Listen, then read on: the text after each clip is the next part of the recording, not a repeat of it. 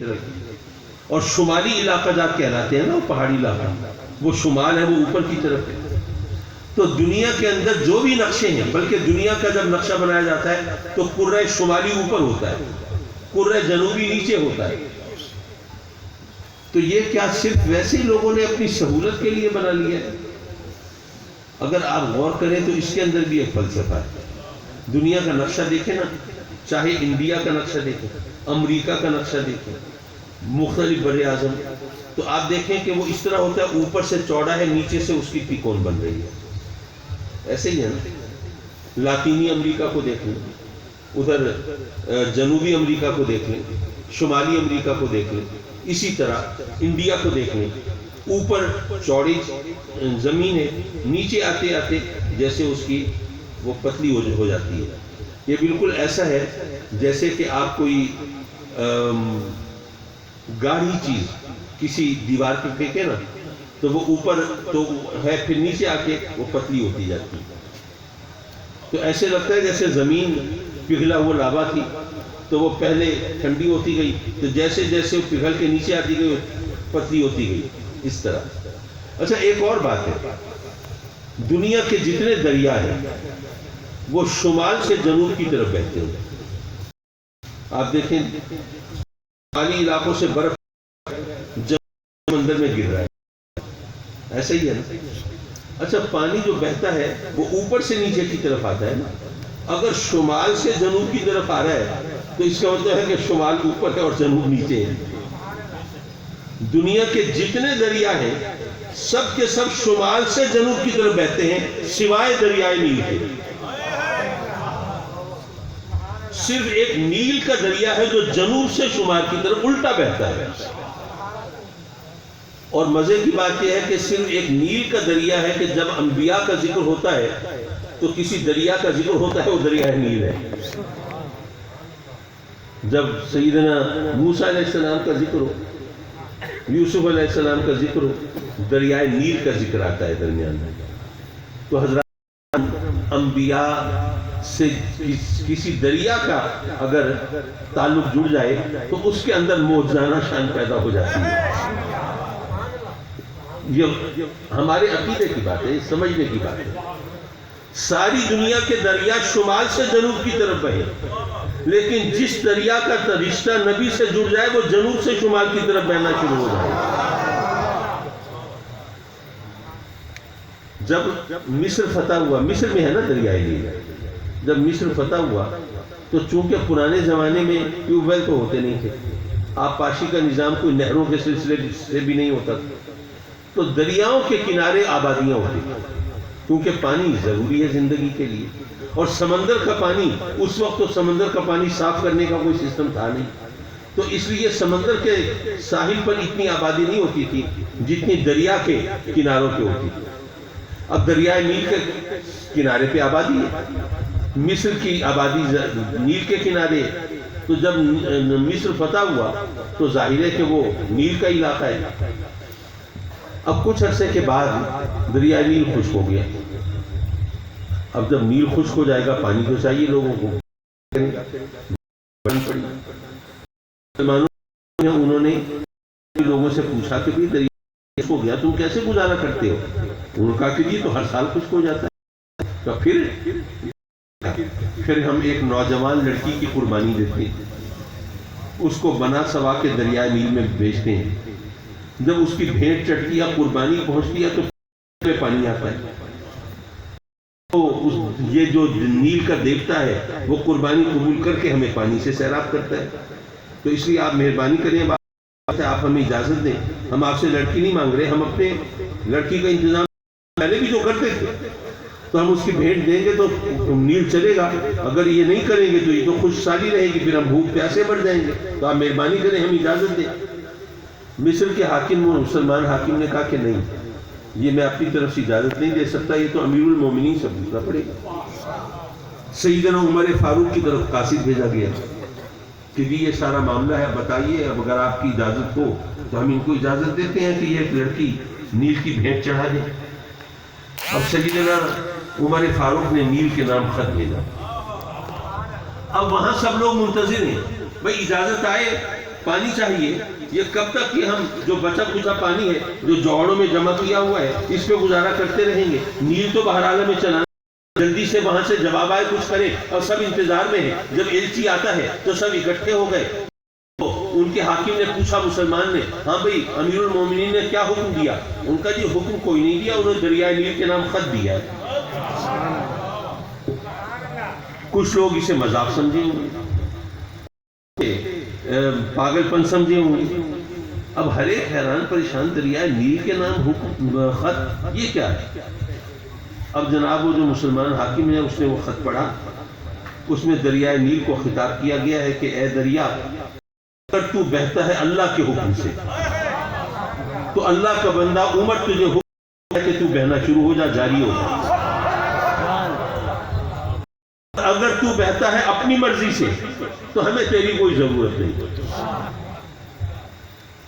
اب اس نے خط پڑھا مسلمان حاکم نے، اس نے کہا اچھا بھئی اب دریائے نیل کو دینا ہے خط، کیا کریں؟ امیر المومنین کا حکم ہے، اس سے انحراف تو کیا نہیں جا سکتا۔ اب جناب وہاں کے لوگ بھی جمع ہیں، وہ تو تماشا دیکھ رہے ہیں، دریائے نیل کے نام خط، یہ کیا بات بنی؟ اب ان کے سامنے وہ مسلمان حاکم جاتا ہے دریائے نیل کے وسط میں، اب وہ خط اس میں ڈالتا ہے، اور روایات میں آتا ہے کہ ابھی وہ کنارے پر نہیں پہنچا تھا کہ دریا میں طغیانی آ گئی، اور اتنا پانی آیا جتنا پہلے نہیں آتا تھا۔ اچھا ایک صاحب کہنے لگے کہ جناب یہ دراصل ایک کو انسیڈنس ہوگا، کو انسیڈنس کا اردو میں یعنی ایک اتفاق سے وقت کا سابقت ہو گئی، کیونکہ جب پہلے دریا خشک ہوتا تھا تو وہ قربانی کا انتظام کرتے تھے۔ اب انہوں نے قربانی کا انتظام تو نہیں کیا، لیکن ظاہر ہے کہ قاصد گیا ہے، پھر وہاں سے آیا ہے اور وہ خط ڈالا ہے، تو اتفاق سے اس میں اتنا وقت گزر گیا کہ دریا بہنے کا وقت آ گیا۔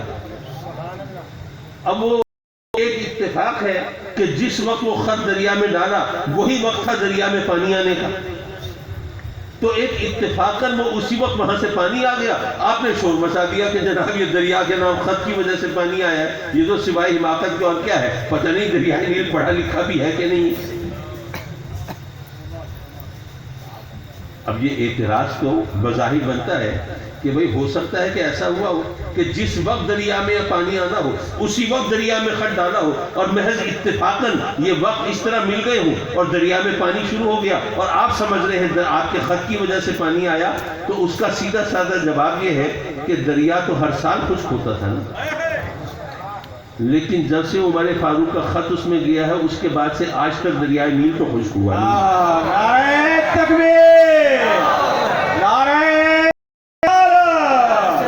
شان سیدنا فاروق اعظم، جگر گوش ہے حضور غزالی زمان سید حامد شاہ صاحب قاسمی، سبحان اللہ۔ حضرات مکرم پھر انہوں نے بعض کام ایسے کیے جس پر آج دنیا بڑی حیران ہوتی ہے، کیسے کیا انہوں نے؟ آپ جانتے ہیں کہ سیدنا خالد بن ولید رضی اللہ تعالیٰ عنہ وہ کیسے مجاہد ہیں۔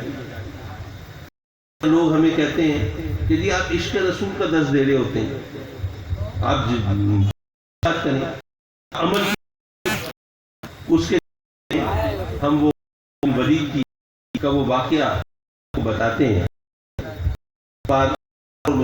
درمیان وفا ہے اور کی جو وہ خالد بن ولید کے ہاتھ میں۔ اب جناب میدان سجا ہوا ہے، سب بستہ فوجیں کھڑی ایک دوسرے پر حملہ کرنے کے لیے تیار ہیں، کسی بھی وقت شروع ہو سکتی ہے۔ اور اس وقت جو جرنیل ہوتے تھے وہ میلوں پیچھے بیٹھ کے وہ ہدایات جاری نہیں کرتے تھے، بلکہ وہ میدان میں ہوتے تھے اور فوجوں کی قیادت کرتے تھے۔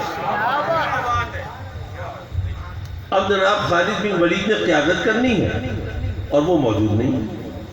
اب اندیشہ ہے کہ کافروں نے حملہ کر دیا تو کیا ہوگا؟ یہاں تو فوجوں کو لڑانے والا نہیں، بتانے والا نہیں کس نے کس نے پیچھے ہٹنا ہے، کس نے حملے کا جواب دینا ہے، کس نے صرف دفاع کرنا ہے۔ یہاں پہ کیا بنے گا؟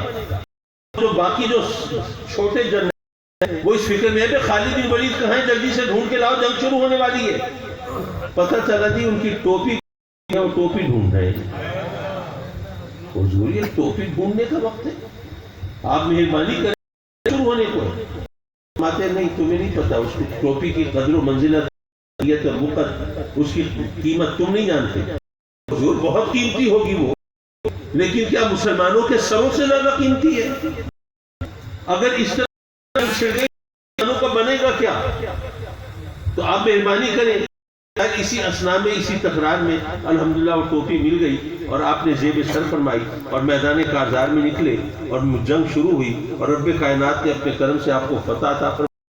اب جب شام کو مشاورت کے لیے بیٹھے, جیسے ہر جنگ میں ہوتا ہے کہ بیٹھے ہیں اور کہ ہاں اس جنگ میں ہم نے کیا کھویا, کیا پایا, کیا حکمت عملی مناسب تھی, کیا غلط تھی, کیا طریقہ صحیح تھا, کیا نامناسب تھا. وہ اس طرح مشاورت کے لیے بیٹھے تو کسی نے کہا کہ صحیح اللہ نے کا کرم, اس نے تو فتح دے دی, لیکن آپ نے تو مروانے میں کوئی کسر نہیں. ادھر جنگ شروع ہونے کو ہے, آپ ٹوپی ڈھونڈ رہے ہیں. یہ آپ جیسے تجربہ کار جرنیل سے اس قسم کے کام کی توقع تو نہیں کیا. کیا کیا خالد بن ولید نے جو جواب دیا وہ تاریخ میں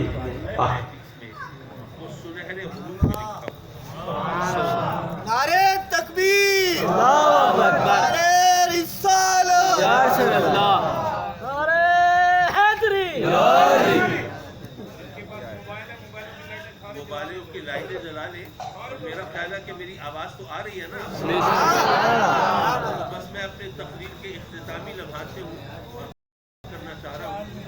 ایک آدھ نصیحت مجھے اور کرنی ہے اس بات. خالد بن ولید نے جو جواب دیا ذرا قابل غور ہے. آپ نے فرمایا کہ تم کیا سمجھتے ہو کہ مجھے فتح ملتی ہے تو میری بہادری کی وجہ سے,